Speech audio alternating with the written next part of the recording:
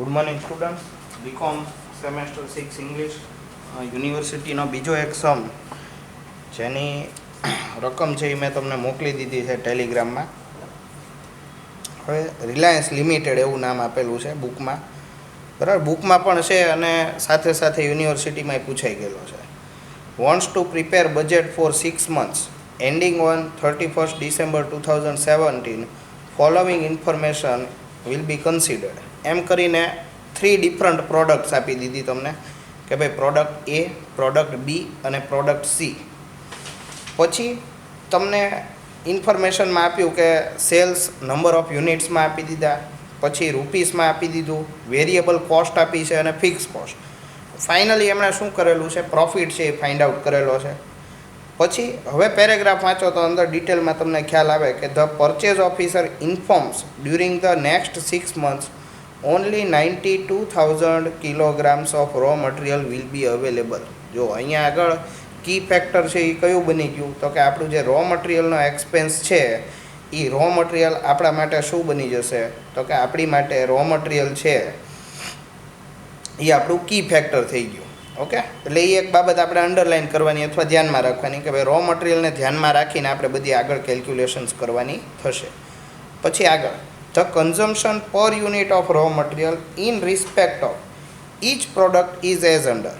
જુઓ, તમને એમ કહી દીધું કે દરેક પ્રોડક્ટ છે એને પ્રિપેર કરવા માટે કેટલા કિલોગ્રામ રો મટીરિયલની રિક્વાયરમેન્ટ પડશે, તો એ તમને કીધું કે ભાઈ પ્રોડક્ટ એ છે એનો 1 યુનિટ પ્રિપેર કરવા માટે તમારે 8 કિલોગ્રામ્સ રો મટીરિયલની રિક્વાયરમેન્ટ પડશે.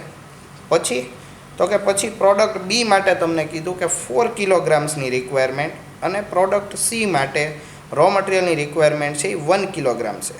From the above mentioned information for the budget state what should be the output of each product so as to maximize the profit. એટલે કે પ્રોફિટ આપણને મેક્સિમમ મળે એના માટે તમારે શું કરવાનું છે, અથવા તો કઈ રીતના આપણે પ્રોડક્ટ એ, બી અને સી ત્રણેયને આપણે કાઉન્ટ કરી શકીએ, અથવા તો કેટલા નંબર ઓફ યુનિટ પ્રોડ્યુસ કરવા જોઈએ જેનાથી તમને મેક્સિમમ પ્રોફિટ છે એ અવેલેબલ થાય. તો આની પહેલાં આપણે જે દાખલો ગણ્યો એમાં પણ આપણે એ જ રીતે ગણતરી કરી હતી, ખ્યાલ હોય તો, કે આપણે પર યુનિટ કોન્ટ્રીબ્યુશન ફાઇન્ડ આઉટ કરવાની ટ્રાય કરી હતી દરેક પ્રોડક્ટ માટે. એટલે કે અહીંયા પણ આપણી આગળ પ્રોડક્ટ એ, બી અને સી અવેલેબલ છે. ઓકે, તો આપણે કોન્ટ્રીબ્યુશન ફાઇન્ડ આઉટ કરવું હોય તો સેલ્સ માઇનસ શું કરવું પડે, વેરિયેબલ કોસ્ટ કરવું પડે. એટલે શું મળી જાય આપણને, કોન્ટ્રીબ્યુશન મળી જાય. અને કોન્ટ્રીબ્યુશન મળી જાય એટલે divided by number of units કરી નાખો એટલે તમને શું મળી જશે, તો કે તમે ઇઝીલી પર યુનિટ કોન્ટ્રીબ્યુશન છે એ તમને શું થઈ જાય, અવેલેબલ થઈ જશે. એટલે આટલી વસ્તુઓ છે એ આપણે કરવાની છે, પછી આપણે આગળ ગણતરી કરીએ, બરાબર. એટલે સૌથી પહેલાં હું શું કરી નાખું છું કે પર યુનિટ કોન્ટ્રીબ્યુશન ફાઇન્ડ આઉટ કરવા માટે એક સ્ટેટમેન્ટ બનાવી નાખું છું. Statement showing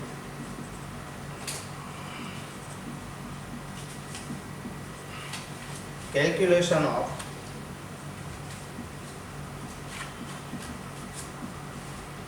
per unit contribution. Okay, હવે આપણી આગળ particular product A, product B and product C, 3 different products મૂકી દો.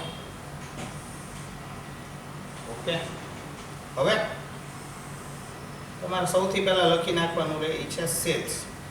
કેટલા રૂપીસનું આપણી પાસે સેલ્સ છે, તો સેલિંગ પ્રાઇસ તમને આપેલી હશે. જુઓ, તો ટોટલ સેલ્સ તમને 10 લાખ રૂપીસ આપેલું છે. ઓકે, સોરી 10,000 યુનિટ્સમાં તમને આપેલું છે અને રૂપીસમાં તમને 1 લાખ આપેલું છે. હવે આપણે શું કરવાનું છે, તો કે આપણે સૌથી પહેલાં અહીંયા આગળ આપણે સેલ્સ પર યુનિટ સેલિંગ પ્રાઇસ છે એ ફાઇન્ડ આઉટ કરવી પડે. કેમ, તો કે આપણે અહીંયા આગળ પર યુનિટ કોન્ટ્રીબ્યુશન આપણે કાઉન્ટ કરી રહ્યા. તો સેલ્સ માટે શું કરવું પડે, તો કે ટોટલ સેલ્સ ડિવાઇડેડ બાય શું કરવું પડે, નંબર ઓફ યુનિટ્સ. ઓકે, જો આપણી આગળ ટોટલ સેલ કેટલું છે, તો કે સેલ્સ છે એ 1 લાખ છે. 1 લાખ ડિવાઇડેડ બાય 10,000 કરશો એટલે સેલિંગ પ્રાઇસ થઈ જશે 10 રૂપીસ. પછી તો કે બીજું તમને આપી દીધું 96,000 તમારી સેલ્સ વેલ્યુ આપી દીધી. નંબર ઓફ યુનિટ થઈ ગયા 8000, એટલે સેલિંગ પ્રાઇસ તમે જોશો તો 12 થઈ જશે, બરાબર. પછી પ્રોડક્ટ સી માટે ચેક કરો તો પ્રોડક્ટ સી માટે 32000 અને નંબર ઓફ યુનિટ્સ છે એ તમારા 4000 છે, એટલે કે 32000 ડિવાઇડેડ બાય 4000 કરશો એટલે 8 રૂપીસ છે એ તમારી પર યુનિટ સેલ્સ પ્રાઇસ આવી જશે. અહીંયા હું લખી નાખું છું પર યુનિટ સેલ્સ, એટલે તમારા ધ્યાનમાં રહે. ઓકે, લેસ શું કરવાનું છે તો કે લેસ અહીંથી વેરિયેબલ કોસ્ટ કરવાની છે. હવે વેરિયેબલ કોસ્ટ તમે જુઓ તો સ્ટેટમેન્ટમાં તમે ચેક કરશો તો વેરિયેબલ એક્સપેન્સ બે પ્રકારના આપેલા છે. એક તો તમને પ્રાઇમ કોસ્ટ આપી દીધી અને બીજું શું આપી દીધું, ઓવરહેડ્સ આપી દીધું. ઓકે, તો આપણે અહીંયા શું કરવાનું રહે તો કે આ વેરિયેબલ કોસ્ટ માટે તમારે શું કરવાનું, total variable cost divided by number of units, બીજું કાંઈ નથી કરવાનું. આપણે અહીંયા પર યુનિટ ફિગર જોતા છે, આપણે શું કરી નાખવાનું તો કે અહીંયા આગળ જે પણ વેરિયેબલ કોસ્ટ આવતી હોય, સપોઝ પ્રોડક્ટ એની પ્રાઇમ કોસ્ટની જે વેરિયેબલ કોસ્ટ છે એ ટોટલ કેટલી છે 40000 જુઓ, અને નંબર ઓફ યુનિટ તમારા કેટલા છે તો કે 10000, એટલે કે 40000 ડિવાઇડેડ બાય 10000 કરી નાખો એટલે 4 રૂપીસ છે એ તમારો આન્સર આવી જશે. ઓકે, સેમ વે પ્રોડક્ટ બી માટે ચેક કરશો તો 38000 અને એ જે 38000 આવ્યા એને ડિવાઇડેડ બાય તમારે શું કરી નાખવું પડે, 8000 યુનિટ છે એ કરવા પડે. ઓકે, એટલે 1 મિનિટ હું કેલ્ક્યુલેટર લઈ લઉં એટલે જોઈ લઈએ.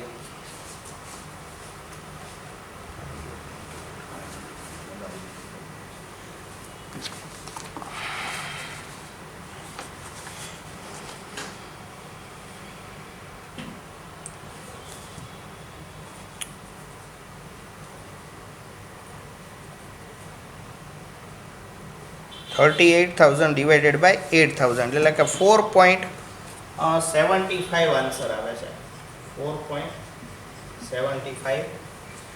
પછી સેમ વે તમારે 13000 પ્રોડક્ટ સી માટેનો પ્રાઇમ કોસ્ટનો એક્સપેન્સ છે divided by number of unit કેટલા થઈ ગયા તો કે 4000 એટલે કે 3.25 એ રીતે આન્સર આવે. ઓકે, આ આપણે શેના માટેની કેલ્ક્યુલેશન કરી તો કે આ પ્રાઇમ કોસ્ટ જે અંદર વર્ડ યુઝ કર્યો છે એના માટે. પછી આગળ આપણે ચેક કરીએ તો આપણને ઓવરહેડ્સ આપેલા છે, તો ઓવરહેડ્સ પણ આપણે કેલ્ક્યુલેટ કરી નાખીએ તો આપણું જે ઓવરહેડ્સ છે એ ઓવરહેડ્સ કેટલા રૂપીસના છે તો કે 20000, એને ડિવાઇડેડ બાય તમારા યુનિટ છે એ 10000 એટલે 2 રૂપીસ થઈ જાય. પછી પ્રોડક્ટ નંબર બી છે અથવા તો બીજી પ્રોડક્ટ છે એમાં 18000 ડિવાઇડેડ બાય 8000 એટલે કે 2.25. પછી આપણે ચેક કરીએ તો 11000 ડિવાઇડેડ બાય 4000 એટલે કે 2.75 થઈ જશે. ઓકે, એટલે આ બધી જો પર યુનિટ આપણને વેરિયેબલ કોસ્ટ છે એ મળતી ગઈ છે. એટલે કે આપણે સેલ્સમાંથી શું કરવાનું રહે તો કે અહીંયા તમને જે મળી જશે એ પર યુનિટ કોન્ટ્રીબ્યુશન છે એ તમને મળી જશે. હવે આઉટ ઓફ 10 તમે 6 રૂપીસ છે માઇનસ કરો એટલે પર યુનિટ કોન્ટ્રીબ્યુશન થઈ જાય 4 રૂપીસ. ઓકે, પછી તમે અહીંયા આગળ તમે ચેક કરો તો 12 માઇનસ 4.75 માઇનસ 2.25 એટલે કે 5 રૂપીસ જેવું તમારું કોન્ટ્રીબ્યુશન આવે છે. ઓકે, પછી 8 રૂપીસમાંથી તમે માઇનસ કરી નાખો 3.25 માઇનસ 2.75 એટલે કે 2 રૂપીસ જેવું તમારું પર યુનિટ કોન્ટ્રીબ્યુશન આવે છે. હવે આપણે જોઈએ તો અહીંયા આગળ આપણો ફર્સ્ટ પોર્શન છે એ અહીંયા શું થઈ ગયો, કમ્પ્લીટ થઈ ગયો કે 4, 5 અને 2. હવે તમારા માટે કી ફેક્ટર છે એ કયું થઈ ગયું તો કે કી ફેક્ટર અહીંયા આગળ આપણા માટે રો મટીરિયલ છે. જો આપણે આની પહેલાંય વાત કરી હતી હમણાં રકમનું ડિસ્કશન કરતા હતા ત્યારે કે ભાઈ આપણા માટે કી ફેક્ટર છે એ શું છે તો કે આપણા માટે કી ફેક્ટર છે એ છે રો મટીરિયલ. એટલે કે એનો મતલબ એમ થયો કે આપણી પાસે રો મટીરિયલ લિમિટેડ છે અને એમાંથી આપણે કઈ રીતે મેક્સિમમ પ્રોફિટ છે એ અર્ન કરી શકીએ. ઓકે, એટલે તમારે શું કરવું પડે તો કે આ જે પર યુનિટ કોન્ટ્રીબ્યુશન તમને આપી દીધું છે એ પર યુનિટ કોન્ટ્રીબ્યુશનને ડિવાઇડેડ બાય તમારે શું કરવું પડે તો કે પર યુનિટ રો મટીરિયલ કન્ઝમ્પશન કરવું પડે. શું કરવું પડે? Raw material consumption. જેવું તમે આ રો મટીરિયલ કન્ઝમ્પશન કરો એટલે તમે પર્ટિક્યુલર જોજો પ્રોડક્ટ એ માટે તમારે કેટલા કિલોગ્રામની રિક્વાયરમેન્ટ છે. જુઓ રો મટીરિયલની પ્રોડક્ટ એ બનાવવા માટેની આપણી રિક્વાયરમેન્ટ છે એ કેટલા કિલોગ્રામની છે રો મટીરિયલ તો કે 8 કિલોગ્રામ. જુઓ તમે પેરેગ્રાફમાં ચેક કરજો. જુઓ નીચે લખેલું છે કે in respect of each type of product for product A 8 kilogram is required. Okay, એટલે હવે કોન્ટ્રીબ્યુશન હોય એને ડિવાઇડેડ બાય તમારે શું કરી નાખવું પડે? રો મટીરિયલનું કન્ઝમ્પશન છે એ ડિવાઈડ કરવું પડે. પછી સેમ વે તમે પ્રોડક્ટ બી માટે ચેક કરશો તો એ 4 કિલોગ્રામ્સ છે. ઓકે, અને પ્રોડક્ટ સી માટે તમે કાઉન્ટ કરશો તો એ 1 કિલોગ્રામ્સ છે. ઓકે, હવે તમે આ કેલ્ક્યુલેટ કરો એટલે તમને શું મળી જાય? આ પર યુનિટ કોન્ટ્રીબ્યુશન તો મળ્યું, પણ રો મટીરિયલ માટેનું તમને શું મળી જાય તો કે રો મટીરિયલ માટેનું પર યુનિટ કોન્ટ્રીબ્યુશન મળી ગયું. એટલે કે અહીંયા આગળ આપણા માટે જે કી ફેક્ટર હતું રો મટીરિયલ, તો આ રો મટીરિયલના પોઈન્ટને ધ્યાનમાં રાખીને આપણે ગણતરી કરવી પડે. હવે ફોર તમારું પર યુનિટ કોન્ટ્રીબ્યુશન હતું અને રો મટીરિયલના કન્ઝમ્પશનને ડિવાઈડ કરો તો રો મટીરિયલ વાઇઝ આપણું પર યુનિટ કોન્ટ્રીબ્યુશન છે એ કેટલું થઈ જાય તો કે 0.50 રૂપીસ અથવા તો 50 પૈસા કહી શકાય. પ્રોડક્ટ બી માટે તમે ચેક કરો તો 1.25 કહી શકાય અને પ્રોડક્ટ સી માટે તમે ચેક કરો તો એ 2 રૂપીસ થાય.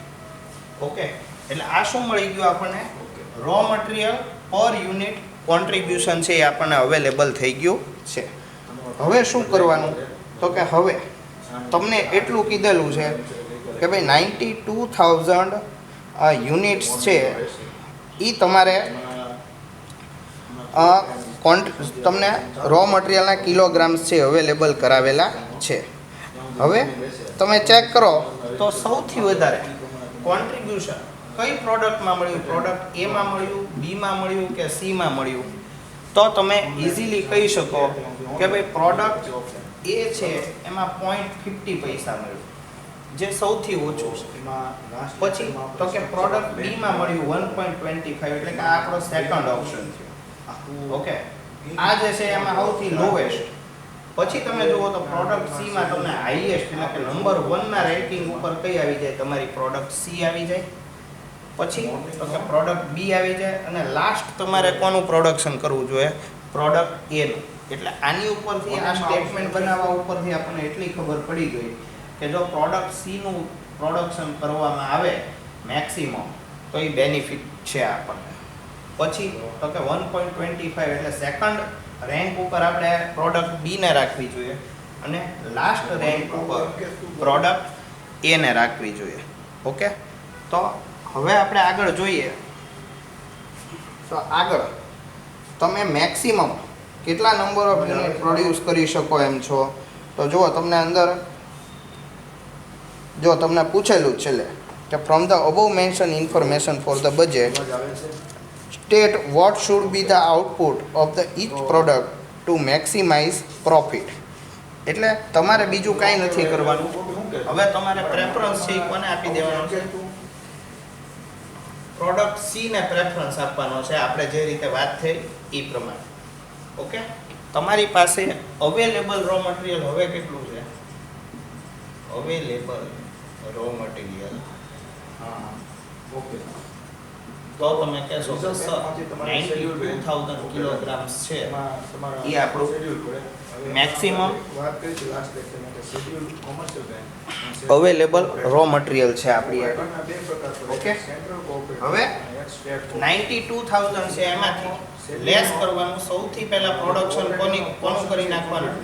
પ્રોડક્ટ સી નું. આપણે આગળ જે સ્ટેટમેન્ટ બનાવ્યું એમાંથી આપણને ખબર પડી ગઈ પ્રોડક્ટ સી બનાવવી જોઈએ. તો પ્રોડક્ટ સી નું જે પ્રોડક્શન છે એ કેટલા નંબર ઓફ યુનિટ્સ છે? તો કે 4,000 યુનિટ્સ છે જો પ્રોડક્ટ સી નું. ઓકે, એના માટે કેટલા પર યુનિટ તમારે રો મટીરિયલ આપવું પડશે? તો જો તમે આપણે પેરેગ્રાફમાં આપણે જોયું હતું કે પ્રોડક્ટ બી માં 4 કિલોગ્રામ્સ છે એની રિક્વાયરમેન્ટ પડે એક યુનિટ બનાવવા, એટલે કે 16000 કિલોગ્રામ્સ છે એ સૌથી પહેલા તમારે યુઝ કરી નાખવાના.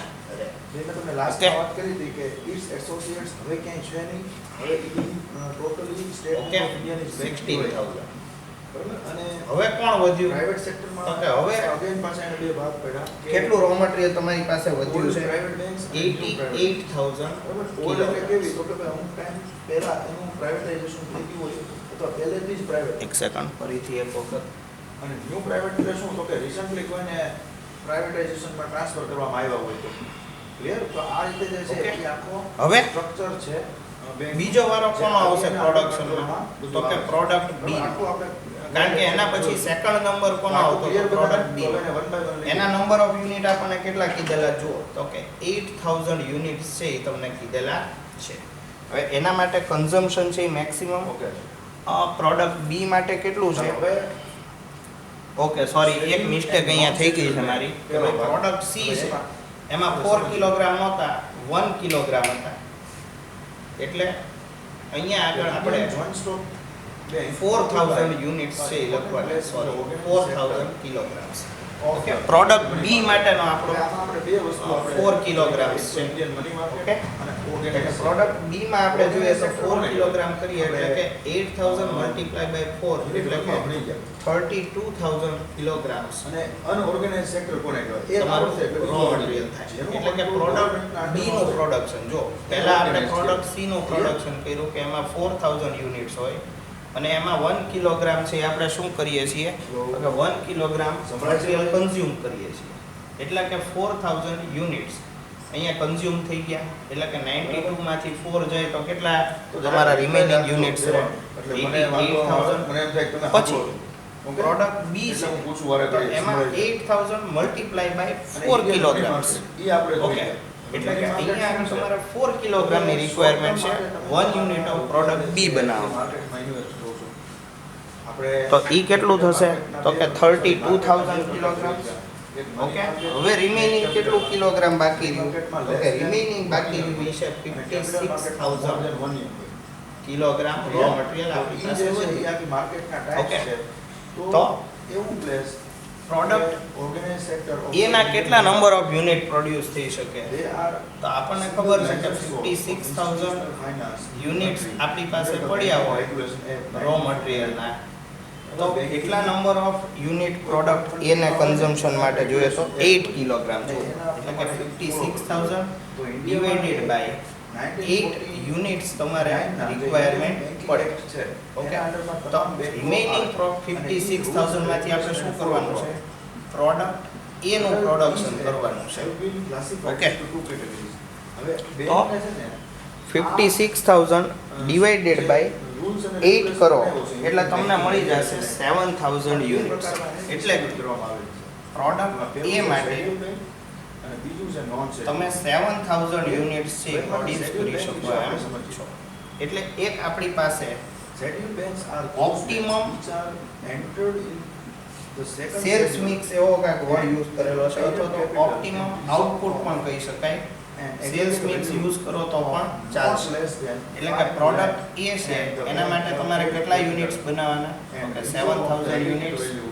પ્રોડક્ટ બી માટે કેટલા નંબર ઓફ યુનિટ બનાવવાના? તો કે 8000 યુનિટ્સ. બરાબર. હવે એમાં એને કીધું અને પ્રોડક્ટ સી માટે કેટલા નંબર ઓફ યુનિટ કેપિટલ અને રિઝર્વ એનું એક ક્રાઇટેરિયા. આ રીતે જ્યારે તમે પ્રોડક્શન કરો તો તમને શું થશે? મેક્સિમમ પ્રોફિટ છે એ તમને મળી જશે. એનાથી વધુ હોય તો ચાલે. એટલે આ રીતે તમારે પછી એડવાઇસ લખવાની રહે કે મેક્સિમમ પ્રોફિટ આપણે ગોઠવીએ. મેક્સિમમ પ્રોફિટ આપણે અર્ન કરવો હોય તો સૌથી પહેલાં પ્રોડક્ટ સીનું પ્રોડક્શન કરવું જોઈએ, એટલે કે જેમાં 1 કિલોગ્રામની રિક્વાયરમેન્ટ હતી. પછી તો કે પ્રોડક્ટ બી માટે 4 કિલોગ્રામની રિક્વાયરમેન્ટ હતી, એટલે સૌથી પહેલાં પ્રોડક્ટ સી પ્રોડ્યુસ કરવાની, પછી બી કરવાની, અને પછી રિમેનિંગ યુનિટ્સ જે પણ વધ્યા એમાંથી પ્રોડક્ટ એના નંબર ઓફ યુનિટ્સ છે એ આપણે બનાવવાના રહેશે. એટલે કે 56000 યુનિટ્સ આપણા છેલ્લે વધ્યા પ્રોડક્ટ એ માટેના, તો તો ડિવાઇડેડ બાય 8 યુનિટ્સ કરી નાખો, અથવા તો પર યુનિટ તમારે કેટલું છે તો કે 8 યુનિટ્સ, તો 7000 યુનિટ્સ છે પ્રોડક્ટ એના બનશે. આના બેઝિસ ઉપર તમે તમારી જાતે આનું કન્ક્લુઝન છે ઇઝીલી લખી શકો છો. ઓકે, તો અત્યારે આટલું રાખીએ છીએ.